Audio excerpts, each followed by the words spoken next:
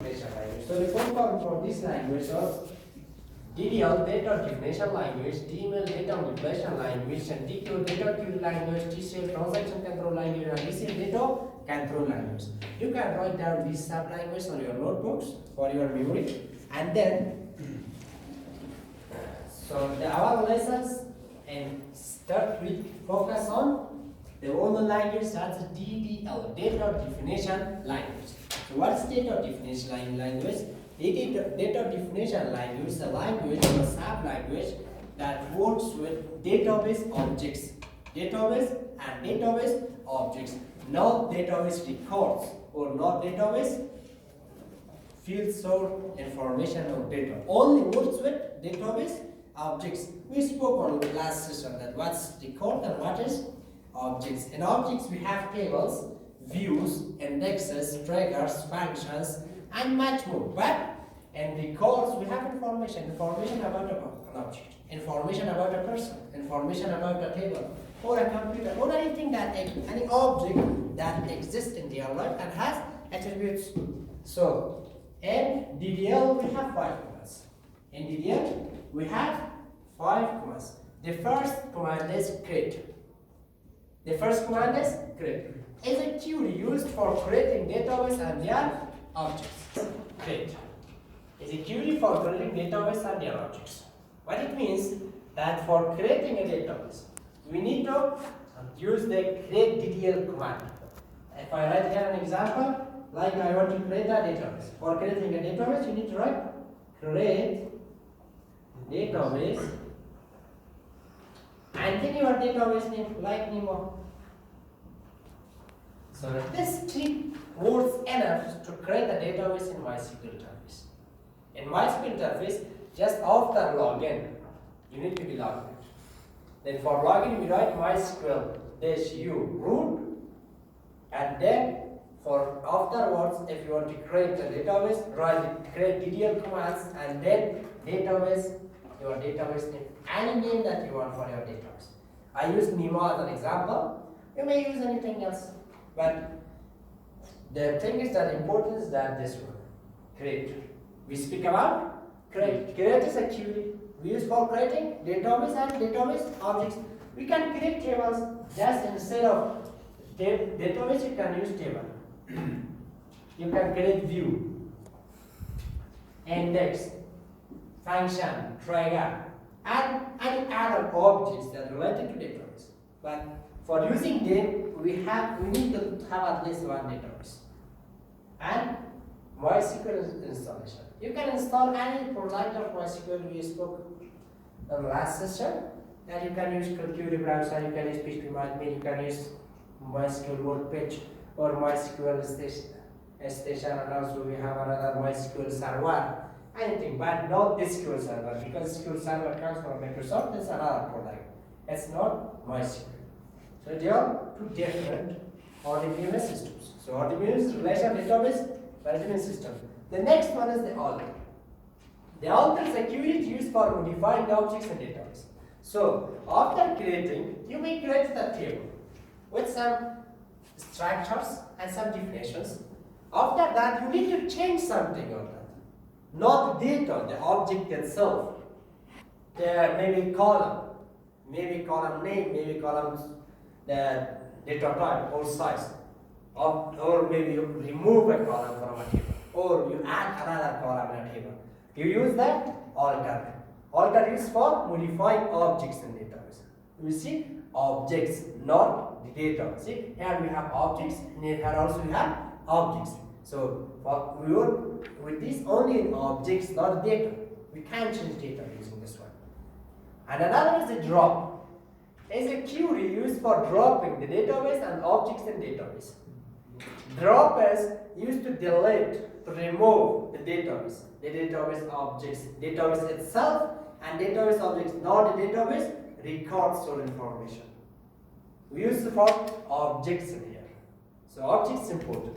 Why objects is important? Because we don't work with data. We work with objects using the drop one. Another one is the truncate. Is a query used for deleting records inside a table.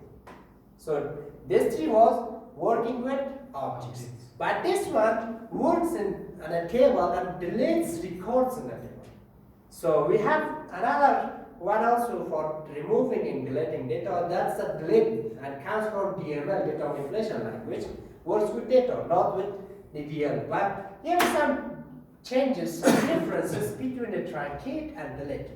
So I'll say to you, the truncate removes anything from table. Removes anything from table. So it's emphasized the table. So removes anything and resets the auto number and primary key field. That's important points, and also doesn't accept any condition. It deletes everything without any condition. Deletes everything without any condition. Or we can say that resets a table. It resets a table at zero condition. So what means we have a table with 1,000 records. In 1,000 records we have 1,000 IDs from 1 up to 1,000, or from any other serials that we have. But here it resets the table on its base structure, and we insert the new record. It will start from ID number 1. But the delete that comes from DML language deletes anything and also deletes everything, but needs a weird condition. We can define a condition. And in that case, it can remove only one, or it can remove anything, but doesn't reset the table. Doesn't reset the primary key and outer number. We will speak on them, so don't be confused on this one. You will come on them on practical also. And the last one is rename. We can rename objects in our database. We have created a table like students, maybe. Students. We can rename this one to anything else using the rename DDL command. So using the rename DDL command, we can rename the students table. We will come on them one by one in practical classes also, and this class. So the next thing is here that rules for creating a table. So this one is in Oracle. That's not important, so don't find in Oracle. The rules are like applicable on also and MySQL also. The rule says that the table name must begin with the letter A up to Z uppercase or A up to Z in lowercase. That's not important.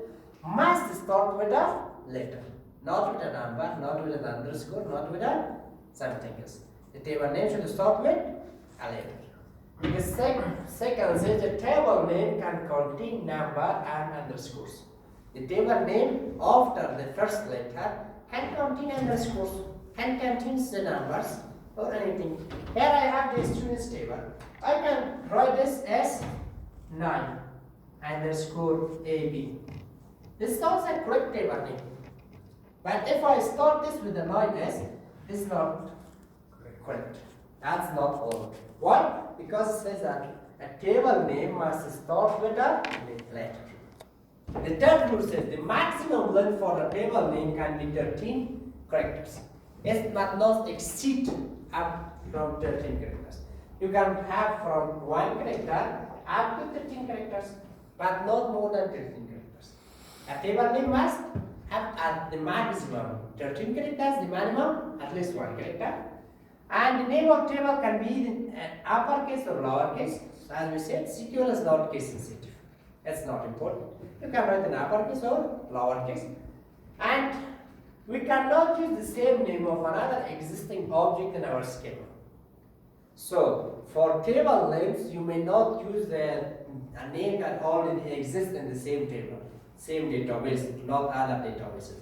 So, a schema means in our same database.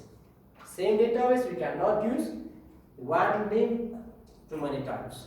You may use the student's name, the students in table and also view. You're only allowed to use it once, in a table or in a view, but not multiple times. You can use your prefixes and postfixes, but you cannot use the table. The table name must not be a SQL reserved word. The table name should not be a SQL reserved word like create, drop, database, or anything else like batch or others. Don't provide space in the table name. If you want to provide space in a table name, then you can use the underscore symbol. Never put a space on your column names and also on your table names or any objects in your database. If you have a table name that combines with 2-3 words, you can use the underscore or you can use the camel case. We spoke about camel case or not? You know what's camel case? The camel case means that the first word should start with a small letter, the next words, and so I have 2 words table like smart students. The first word should start with a small letter, the second word should start with a uppercase letter. But this one is good because it doesn't provide another character, and also if we use uppercase, it means we have one extra character. But if you use the camel case system, we don't have extra characters. We have this one character less than the one that use the underscores. But you are free to choose to use the camel case system to combine words, or to use the uppercase, the underscore system to combine and concatenate your words. And the last one, a table should contain a minimum of 1 column and maximum of 1,000 columns. A table should have at least 1 column like ID and maximum of 1,000 columns. So you're free to contain how much columns you want. Like a table, maybe a student, you can choose only student name or student father name. That's finished.